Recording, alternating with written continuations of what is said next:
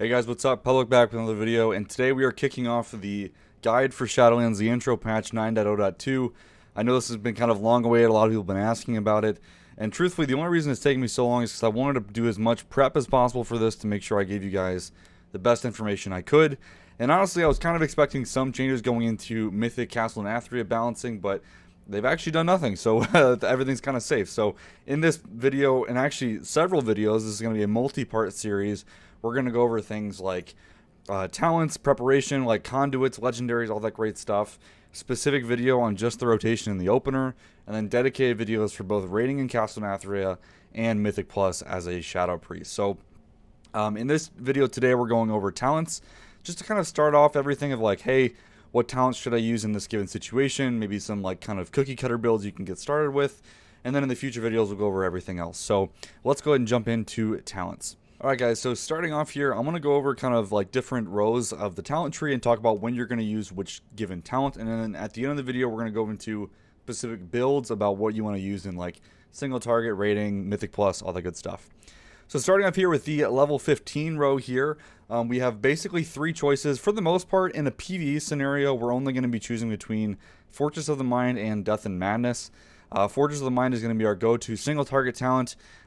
Generally speaking, in AoE, it's going to do a lot less since it does not affect Mindseer.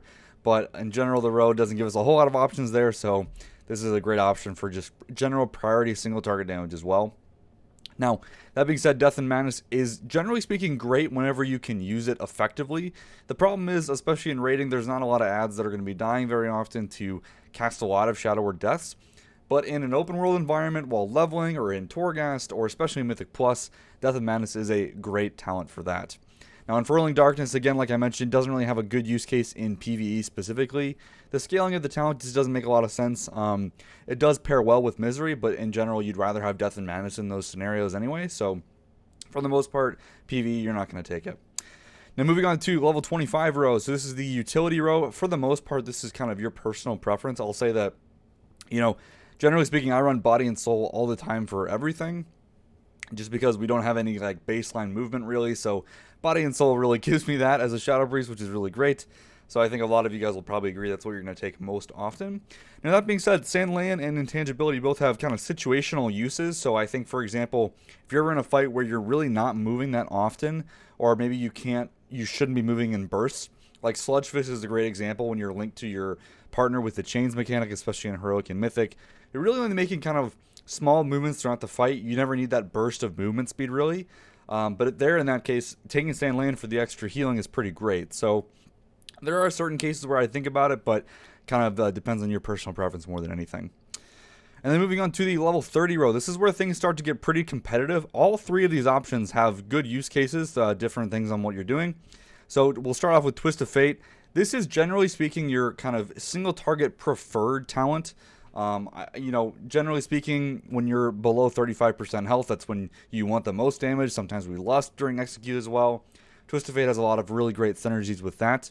The only problem with it is, if you think about it like relative to Misery, which is the other kind of, I guess, option in this row for single target, Misery is basically only there to save you GCDs, meaning you can spend one GCD to double dot rather than two GCDs in the cast time. So that part makes it very, very strong in kind of spread multi-target scenarios, but you got to keep in mind that if you could have dotted everything effectively without losing too much uptime with Twist of Fate, you probably would have got more damage. So even on multi-target fights, you might see Misery not be used as much. It's really about, are those extra globals really saving you that much? And on a fight like Huntsman, you can actually keep two targets dotted pretty easily with Twist of Fate, and then get like 50-60% uptime on that Twist of Fate buff, which is very, very strong. Now, for Mythic Plus, Twist of Fate, you need to dot too many targets, it stops being worth it. But Twist of Fate is a really great talent for raid. Misery, again, going to be that thing where you would take it in those places where Twist of Fate doesn't make as much sense, or you want a bit more AoE, especially if there's spread targets. This is where Misery really, really shines, because we don't have that. If they're stacked, Void Bolt easily refreshes those dots, kind of taking away some of the value of Misery, especially if you're using Hungering Void as well. And that really is where Searing Nightmare comes in, right?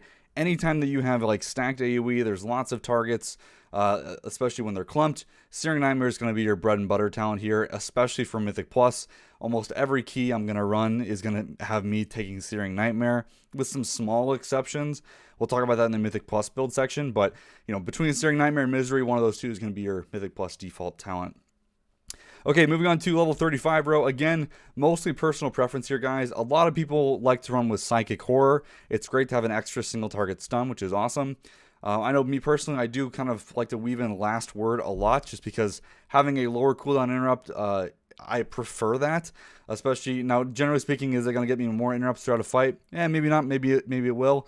Hard to really say. But having such a long cooldown interrupt, 45 seconds is a long one, so getting a little bit of reduction on that is pretty nice. But again, if you want the extra lockdown or need the extra lockdown, Psychic Horror is the great talent there. For the most part, PvE scenario, Mind Bomb is just kind of annoying more than anything. It replaces Psychic Scream, and Psychic Scream is a great kind of bulk interrupt where Mind Bomb can cause some problems, but I don't know. Either way, it's not going to beat out, I think, Psychic Horror or Last Word, but, is what it is. It's not a stun anymore, which is really sad, so there you go. Now, moving on to the level 40 row. Again, a row with some competition here. Auspicious Spirits is going to be a great default for a lot of you guys.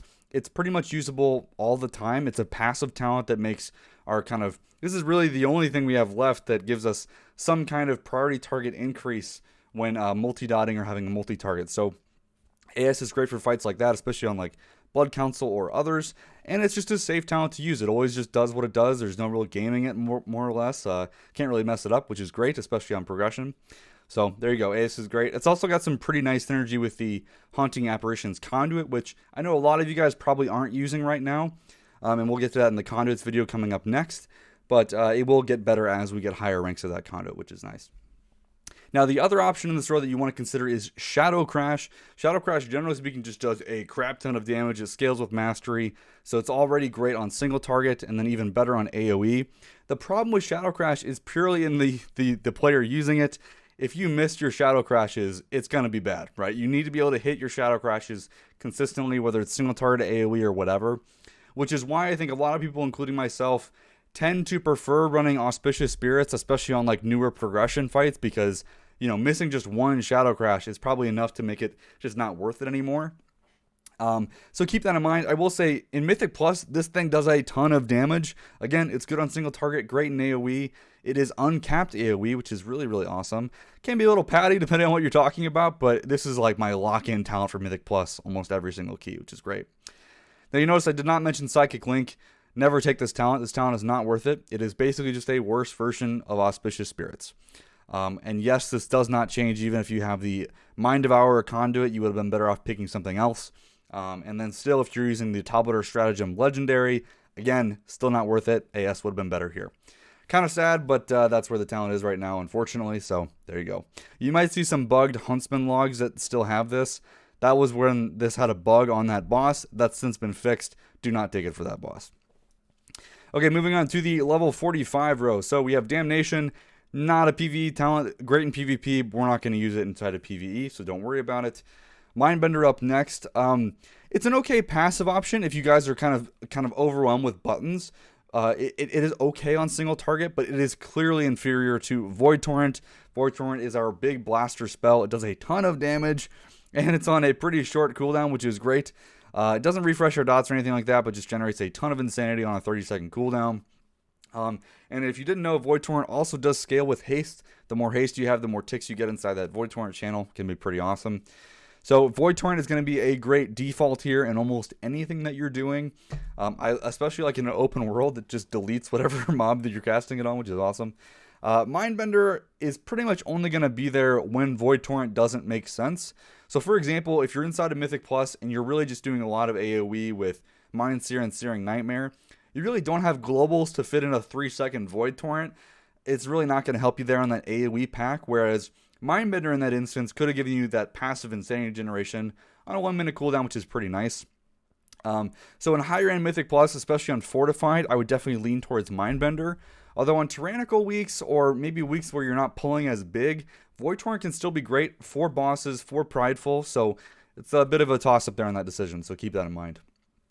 Okay, and then the last row that we have here, the level 50 row, Ancient Madness. For the most part, I really don't think this talent is worth using in PvE. Some people are choosing to use it for specific things inside of Mythic Plus or a fight like Sun King or Kael'thas, whatever you want to call it. Generally speaking, I think this is usually inferior to the other two options.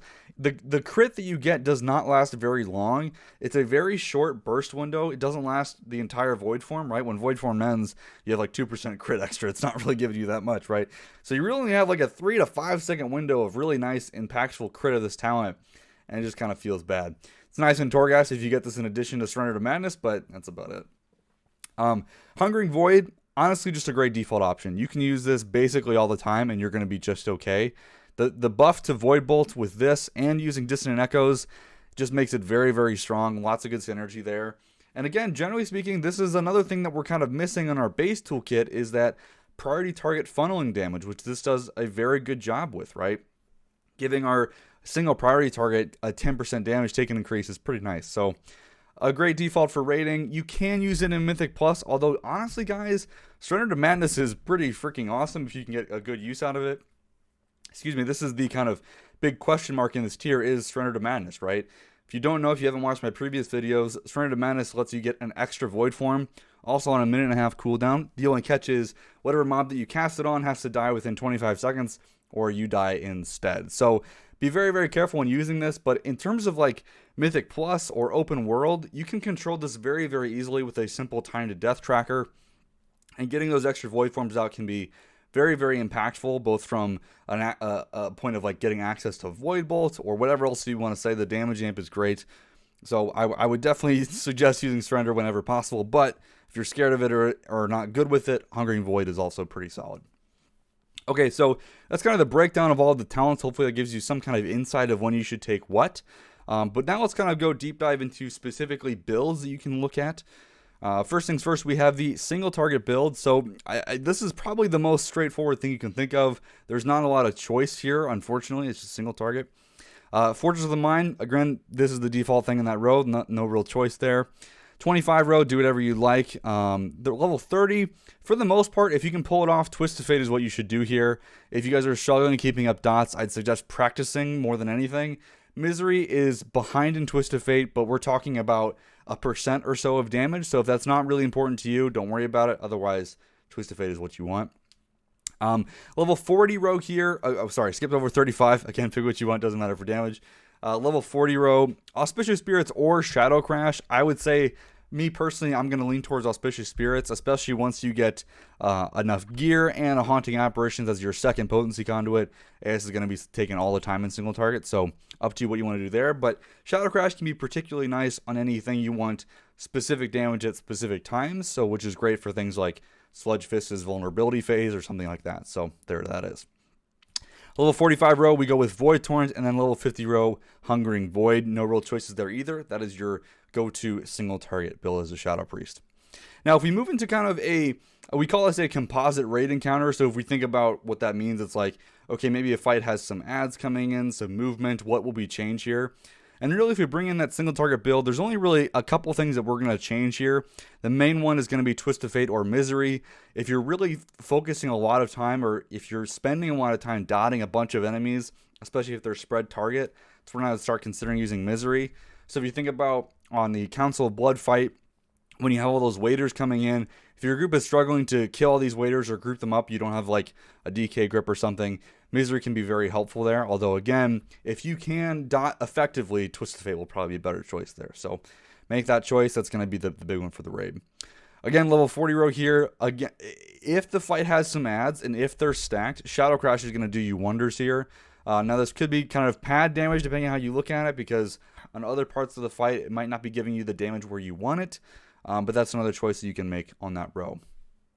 The only other thing that I would think about using in kind of this composite world of choices would be maybe Surrender to Madness. This is kind of more depending on the fight timings and what you want, because Hungering Void is typically the better choice there because you want that priority target damage on the boss.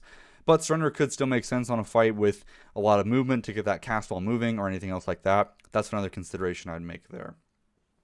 So that is your composite raid build. Now, moving on to Mythic Plus, we can start bringing in some more choices here. The main one here we're going to start off with is Death and Madness. So I think I've done keys on both Tyrannical and Fortified now. I would say that handily I prefer Death and Madness in keys. I think Forges of the Mind is just not getting used on the majority part of the dungeon, whereas Death and Madness does. You just have to be good with your nameplates and understand, make sure you can snipe targets effectively, get the resets, and then you're going to get some pretty great results with this. Moving on, level 25 row, I like Body and Soul here. Getting that movement in Mythic Plus is crucial. But anytime I can play with Sand Lane, I'm going to do it. That extra healing is a great utility that we can bring to the group. And, don't sleep on that, absolutely. Now, level 30 row, this is basically just Searing Nightmare or Misery. Those are your two options. I think personally, I take Searing Nightmare in like 90% of my dungeons. The 10% where I don't, it kind of depends. For the most part, I'm looking at Theater of Pain or Spire's Keys, especially if they're tyrannical. I would probably lean towards Misery there, but that mainly depends on how much you're going to pull in the dungeon. If you're doing like 2 or 3 packs at a time, then yeah, maybe Searing Nightmare makes sense. The problem is with both of those dungeons, the way that the trash is laid out, that's not always a possibility there. Especially in something like Theater of Pain, you can multi-pull a few packs, but there are a lot of them where they jump around or move out or whatever, which makes Searing Nightmare kind of poop. Whereas Misery, you'll get your dots and everything faster, and you're just multi-dotting like crazy, which can be really solid, so keep that in mind. Now, outside of that, if we move on, again, level 35 row, I prefer Last Word here for the extra interrupt, but if you don't need it for the group or you don't think it's going to help much, Psychic Horror is a great talent for that extra kind of lockdown effect on that one target. And then 45 row, I already covered this a little bit. I think Mindbender is going to be great for those heavy fortified weeks when you really want to focus on trash damage. And then I would, generally speaking, take Void Torrent otherwise, especially if your group is kind of lacking good single target or good priority target damage. You're going to get a few Pridefuls every run. Void Torrent's really going to help out with those and most boss fights. So I think for that reason, I'm going to lean Void Torrent on a lot of the keys that I do. But it really just depends on my group comp and what we really need for that key. And then the last row, guys, again, Surrender to Madness is going to be my default for Mythic Plus. I'm going to use it for mostly everything just because I can use it effectively. Now, to get the best use out of this, I would definitely communicate with your team about using Surrender to Madness. So, for example, I've actually told the rest of the people I run with, like, hey, here's the spell ID for Surrender to Madness, whitelisted on your nameplates. That way you can see the mob that I've surrendered to make sure that it dies in time. The last thing you want is to, add 5 seconds to the key timer because you messed up your surrender, which I have done a few times, but still learning, still getting it right. That being said, if you do want extra priority target damage or are a little scared about using surrender, Hungering Void is probably your next best choice here. It's just going to be a little weird on heavy fortified weeks because you do drop Void Torrent at like 6 or 7 targets, even with Hungering Void and Dissonant Echoes. So not something you're going to get as much use out of on those big pulls. So keep that in mind depending on what you want to do. Now, before we end this video, I do want to give you guys a quick open world or like a Torghast build, because I know that's a lot of the content we're doing these days is world quests or in the Maw or whatever. It's basically just a Mythic Plus build, just a bit more trimmed down. So Death and Madness, great default here. Body and Soul is like a must for open world. Getting that move speed is so crucial. Misery, I think, is generally speaking my favorite here. It's just very versatile. Searing Nightmare, you're typically not pulling that many things to get good value out of it. So, and again, if you have mobs hitting you, you're shortening the duration of your Mindseer channel. It's a mess. I wouldn't suggest that at all. Level 35 row, go what you want. I think Psychic Horror is the great choice here, but there you go. Level 40 row, pretty much Shadow Crash is going to be your default for open world. You're not going to get a whole lot of value out of Auspicious Spirits in open world, especially if you're sitting at range, because the target might just die before the spirits actually get there. Whereas Shadow Crash, you just got to hit your target. It's great for that. Highly recommend Shadow Crash. Void Torrent, again, this is my preferred talent here just because it nukes everything that you're hitting for the most part. So a great thing to have, especially for getting those Maw rares down effectively. And then last but certainly not least is Surrender to Madness, far and beyond the best option here. This is very easy to use in open world mobs that die very quickly to get those extra void forms out. The other two options really don't make sense. Those are for kind of Hungering Voids for the longer type encounters. Ancient Madness is okay, but I think again, I'd take the double void form over anything else right now for sure. Okay guys, I've been talking for a long time. That is the talent section of the guide. So moving on to tomorrow's video, stay tuned. We're going to be talking about conduits, consumables, what do you need to get ready for whatever content you want to do, including legendaries, all that great stuff. Okay guys, so stay tuned for tomorrow's video on that. All right, before I end this video, big thank you to all the Patreons that are supporting me. Patrons, I don't know, they're great people. Let's just leave it at that. I could not have spent this much time on these dedicated guys if it wasn't for you guys supporting me. So thank you so much to those guys that have been doing that. It really means a lot to me that you guys care about this. I hope this has been a helpful video. If there are more things you want to see, let me know in the comments below.